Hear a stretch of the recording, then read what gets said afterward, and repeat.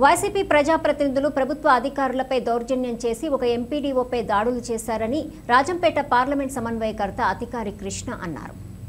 కడప ఒక రాయచోటి దగ్గర ఒక ఎంపీడీఓ దళితుడు పాపము ఆయన్ను ఈ వైఎస్ఆర్సీపీ మూలం రౌడీ సీటర్స్ ఆయన మీద చేసుకోవడం జరిగింది. అది మన కన్సల్ట్ డిపార్ట్మెంట్ కాబట్టి సారు వాళ్ళు కొన్నా ఉంటే ఎంపీడీఓ కొట్టే నన్ను కొట్టినా ఉంటే అని వచ్చి ఆయన పరామర్శించి వచ్చిపోయారు. కానీ మాకు ఏ అవకాశం ఇవ్వలేదు, అక్కడ సమావేశం అనే అవకాశం మాకు ఇవ్వలేదు.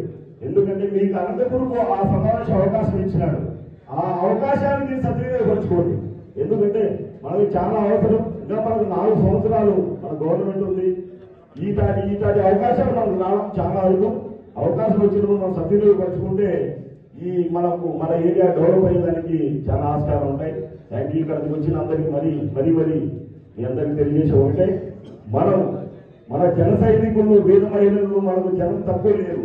కానీ వచ్చేదానికి రాలేని పరిస్థితుల్లో ఉండేందుకు మనం మొబిలైజేషన్ వెహికల్స్ పెట్టడం తప్ప మనం ఏం చేయాల్సి ఉందో ఆటోమేటిక్ గా ఆ జన సైనికులే 100 మంది జన సైనికులే కనపడతారు. మనం దాని యొక్క గట్టిగా అందరం 2 రోజులు మన అనుకోని మనం కష్టపడితే ఈ సభ సక్సెస్.